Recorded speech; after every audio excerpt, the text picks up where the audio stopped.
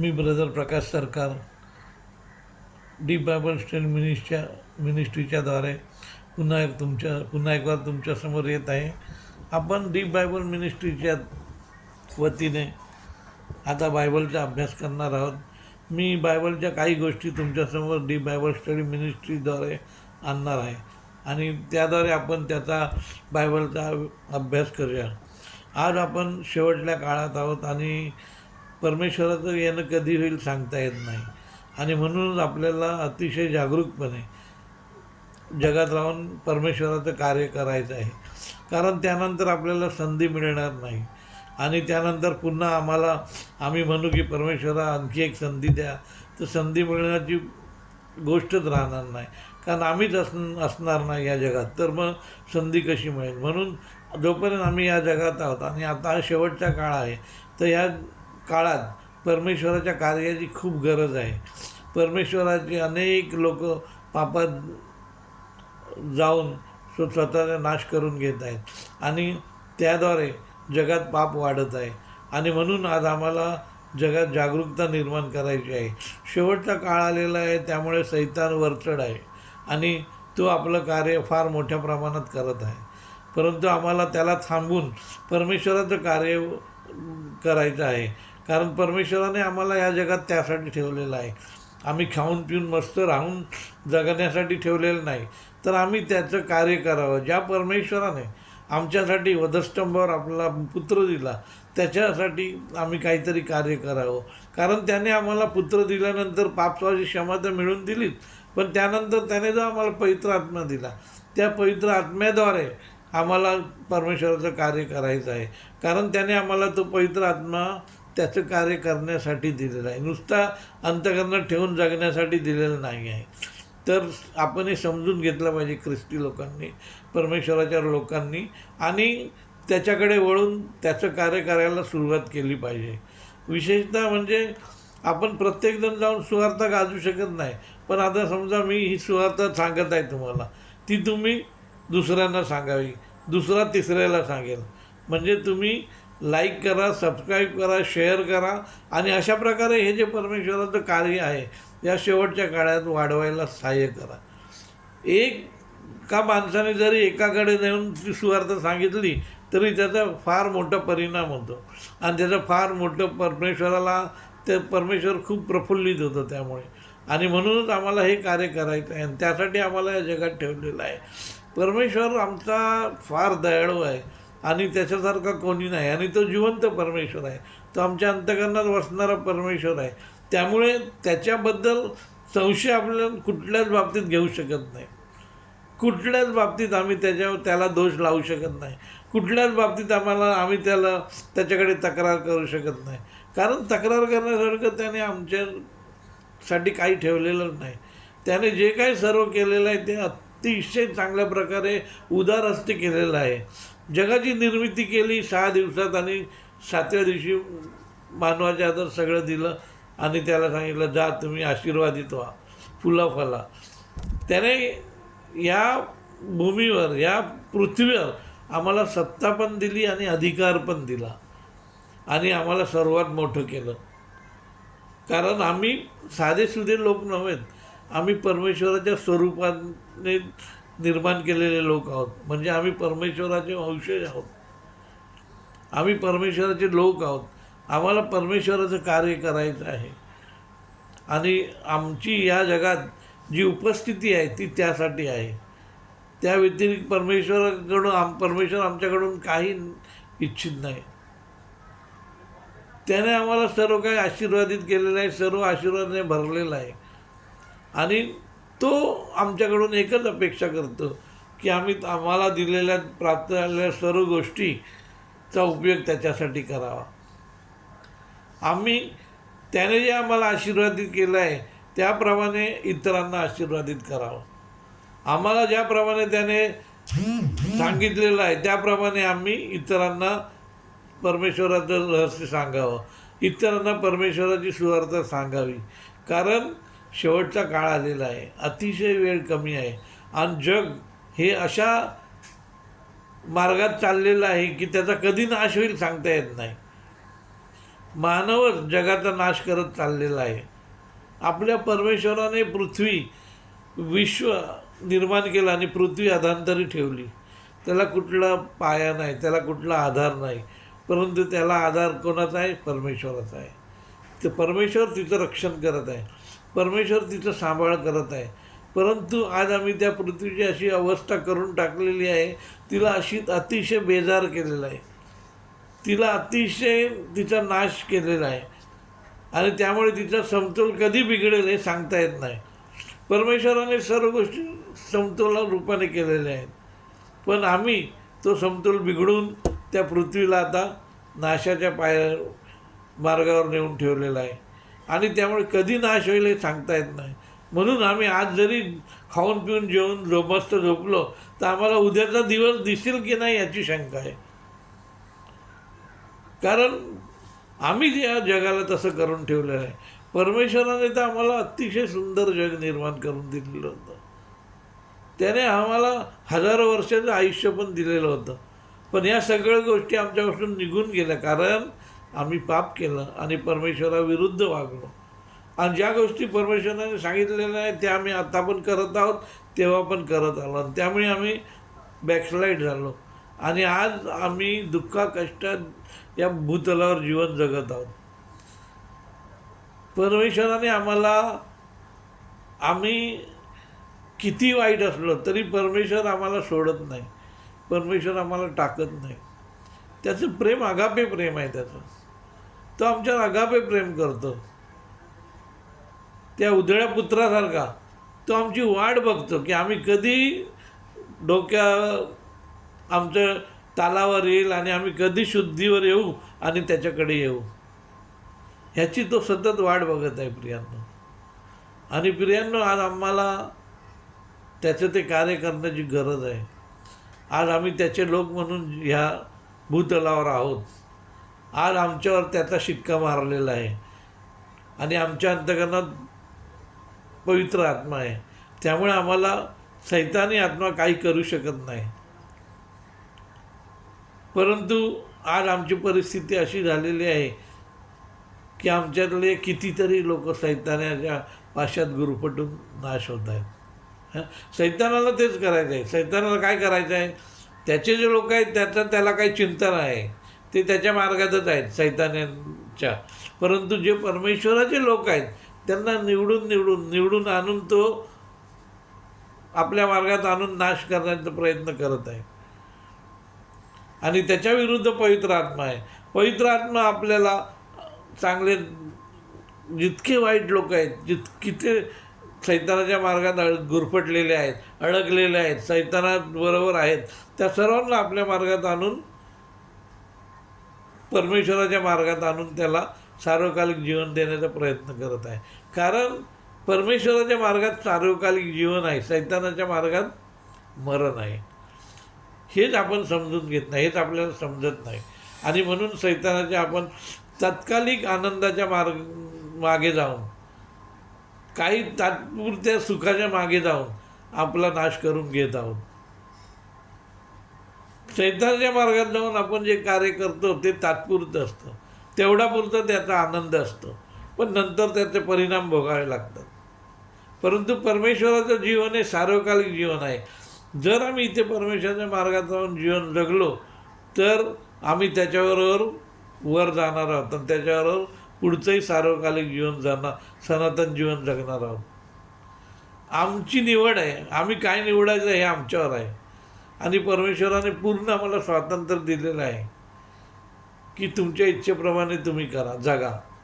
म्हणूनच तर आदामाने हव्वेला परमेश्वराने सांगून ठेवलं हे फळ खाऊ नका, पण फ्री विल दिली त्यांना. खा किंवा नका खाऊ हे तुमच्यावर आहे. आणि म्हणून त्यांनी खाल्लं ना, आणि सगळं प्रॉब्लेम तिथून सुरू झाले आपले.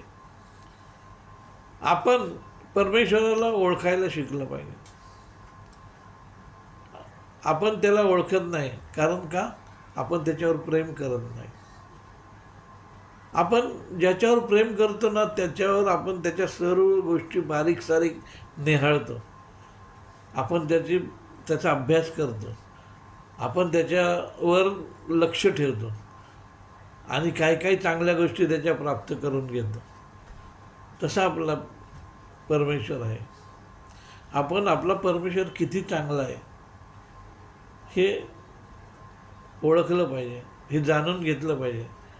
आमचा परमेश्वर आगापे प्रेम करतो. कोणावर? चांगल्यावर आणि वाईटावर, दोघांवर करतो तो. आणि म्हणून त्याला चांगल्यापेक्षा वाईटाची जास्त चिंता आहे, की त्यांनी त्याच्या मार्गात येऊन पाप सोडून देऊन त्याच्या मार्गात येऊन जीवन जगावं. हाच परमेश्वराचा उद्देश आहे.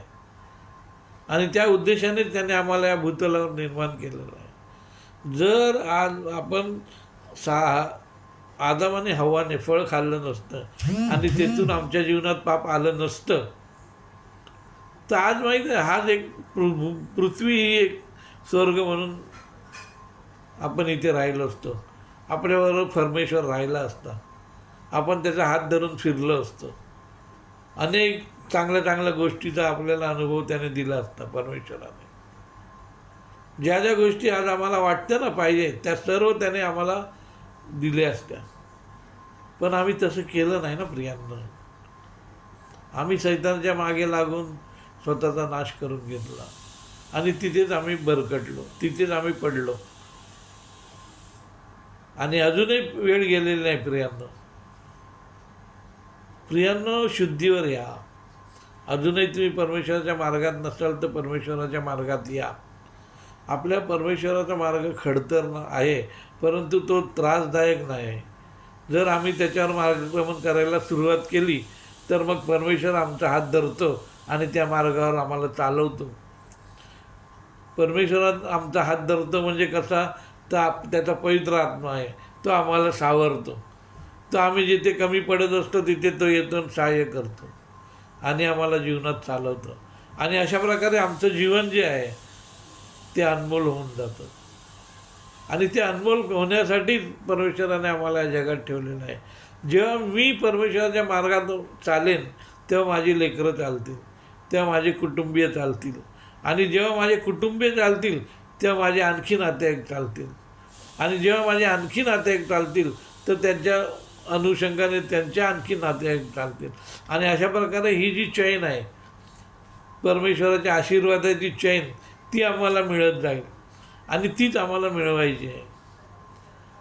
जक्कई पापी होता ना, पण त्याने पाप कबूल केलं. मग परमेश्वराने काय केलं?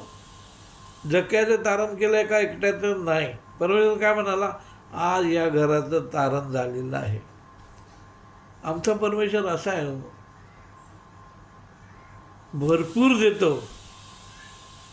तुम्ही किती पापी असाल तरी त्याच्याकडे या, क्षमा मागा, त्याच्या पायावर डोकं ठेवा.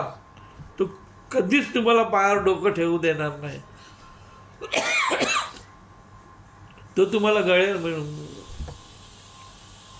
गळे लावून घेईल, मिठी मारेल. असा आमचा परमेश्वर आहे. आणि अशा परमेश्वराला आम्ही काय करतो आहोत?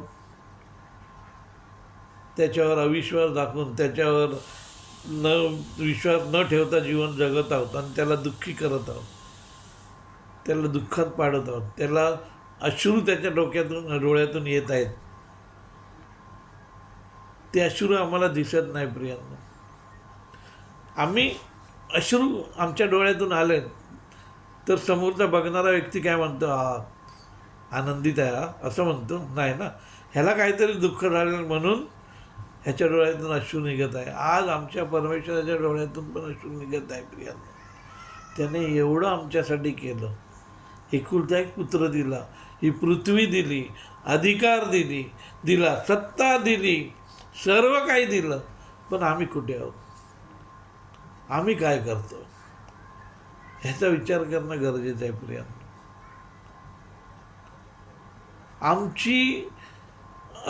आमचं अस्तित्व आणि आमच्या इथे राहणं भूतलावर हे त्याच्यासाठी असलं पाहिजे. भले आजपर्यंत आम्ही काय केलं नाही पुण्याचे काम, आजपर्यंत आम्ही परमेश्वराची सेवा केली नाही, परंतु आतापासून आपण परमेश्वराच्या मार्गात राहून परमेश्वराची सेवा करू हा निश्चय केला पाहिजे.